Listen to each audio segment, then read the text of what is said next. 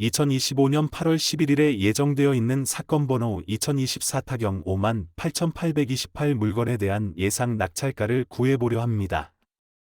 해당 물건은 서울 강동구에 위치하고 있고 면적은 84제곱미터로 국민평수에 속하는 아파트입니다.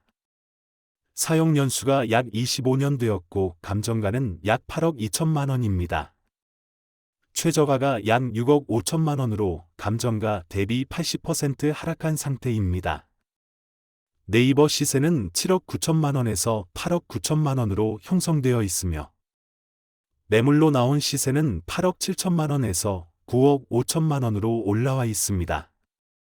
일반적으로 경매 물건의 낙찰가를 정할 때 가장 많이 사용하는 방법은 네이버를 참고하는 것입니다.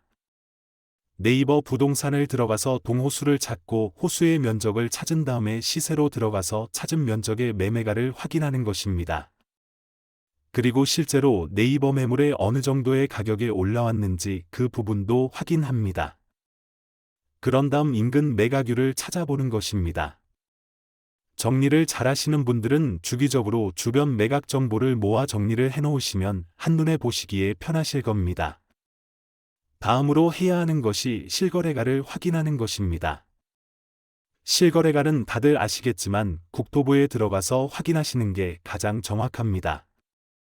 자, 그럼 준비가 다 되었습니다. 경매 물건의 시세, 실거래가, 주변 매각가 및 매각률 이것으로 경매 물건의 낙찰가를 정하는 방식이 가장 일반적인 방법입니다. 여기에 더해서 공시지가를 보시는 분들도 계십니다. 또한 이렇게 구해놓은 정보를 가지고 다들 가지고 계시는 예상 수익률표를 작성해서 꼼꼼히 계산하시는 분들도 많습니다. 수익률을 분석해서 어느 정도 이익을 볼지 미리 계획을 하고 그 이익 금액에 맞춰서 낙찰가를 정하시는 분들이 많습니다.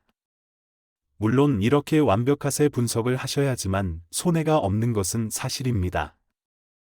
하지만 저는 이렇게 낙찰가를 분석하지 않습니다. 비슷하지만 조금 다르게 분석을 하고 있습니다. 지금부터 제가 분석하는 방법을 말씀드리겠습니다. 첫 번째로 우선 아파트에 대한 기본 정보를 시작합니다. 경매 물건의 아파트가 몇 동 몇 라인인지 그리고 그 동의 최고층은 몇 층인지 먼저 확인을 합니다. 어떤 아파트나 제일 고층은 선호도에서 조금 떨어지는 것 때문에 그렇습니다. 두 번째로 경매 물건의 실거래 건수입니다. 매매 건수, 전세 건수, 월세 건수를 확인합니다. 해당 아파트를 투자로 했을 때 매매가 좋은지 아니면 전월세가 좋은지 확인을 합니다. 이렇게 확인을 하면 1차적으로 입찰자가 어느 정도 들어올지 대략 감을 잡을 수 있습니다. 세 번째로 연간 아파트 가격의 증감에 대해서 확인을 합니다. 아파트가 작년보다 얼마나 상승을 했는지 혹은 얼마나 하락을 했는지에 대한 것을 확인을 합니다. 여기까지 하면 입찰을 할지 아니면 입찰을 포기할지 정하게 됩니다. 만약 입찰을 하겠다고 하면 첫 번째 주변의 매각률을 확인합니다. 먼저 해당 매물이 위치하고 있는 동에 대한 매각률을 현 시점에서 6개월간의 평균을 구합니다. 물론 해당 매물과 동일한 아파트가 매각이 되었다면 가장 중요하게 생각하는 것은 다른 분들과 동일합니다. 두 번째로 해당 매물을 중심으로 반경 1km에 해당하는 매각률을 확인합니다. 이렇게 총 두 가지의 매각률을 나눠서 확인을 합니다. 확인을 할 때 제가 가장 중요하게 생각하는 것은 사건 번호입니다. 입찰하려고 하는 매물의 사건 번호가 만약 2024라면 매각이 된 물건들 중에서 2024로 시작하는 매각 물건을 더 중요하게 생각을 하고 또한 면적과 감정가에 대해서도 유사한 것들 위주로 좀 더 중요하게 생각하고 있습니다. 면적이 현저하게 크거나 작거나 할 때는 확인하는 방법이 있지만 그것은 다음에 하기로 하겠습니다. 이렇게 하면 대략 그 경매 물건 아파트에 대한 기본적인 흐름은 알 수 있습니다. 세 번째로 주변 아파트들의 실거래 평균과 실거래 건수를 확인합니다. 확인하는 방법은 크게 두 가지로 하고 있는데 그중 하나는 경매 물건과 면적이 유사한 아파트들의 연도별 평균 매매가와 매매 건수입니다. 이것으로 알 수 있는 것은 주변에서 해당 매물의 면적이 어느 정도 거래가 되고 있고 주변의 아파트들이 상승 중인지 하락 중인지 알 수 있습니다. 또 하나는 면적에 상관없는 전체에 대한 주변 아파트 현황입니다. 이렇게 하면 알 수 있는 것이 경매 물건이 면적이 해당 아파트에서 어느 정도로 인기가 있는지 알 수 있습니다. 네 번째부터는 경매 물건 아파트의 상세로 들어갑니다.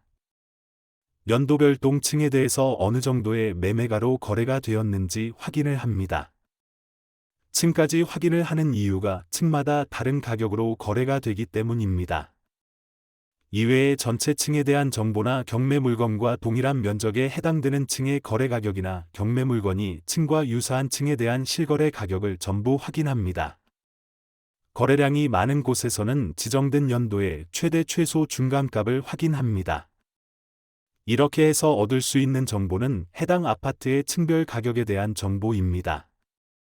거래가 된 1층부터 제일 상층까지의 가격을 그래프로 그려보면 대략 경매 물건의 층에 대한 실거래 가격이 나옵니다.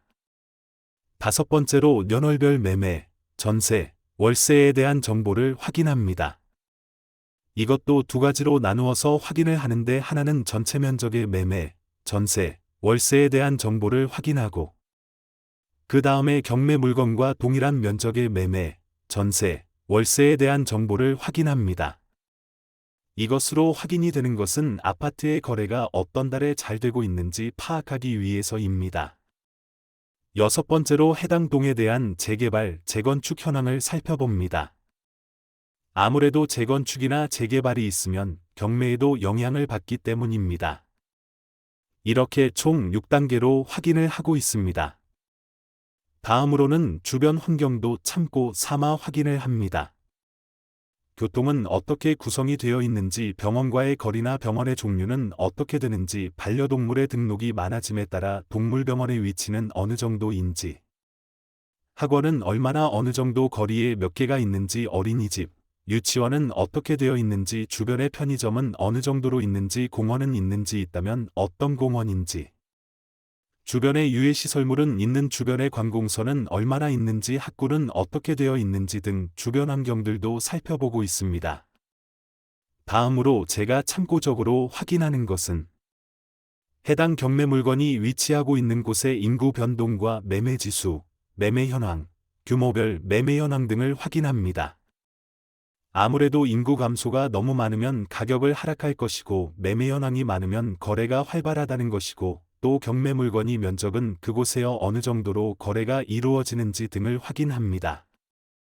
마지막으로 관리비는 대략 어느 정도 나오는지도 확인합니다. 관리비 미납인 물건에서 대략 관리비를 추산하기 위해서입니다. 그 외에 취득세, 법무사 비용 등은 낙찰가가 정해지면 자동으로 계산하게 만들어서 그 부분도 계산을 해서 확인을 합니다. 이렇게 낙찰가를 계산하기 위해서 모든 자료를 모았습니다. 이렇게 모은 자료들을 가지고 계산을 합니다.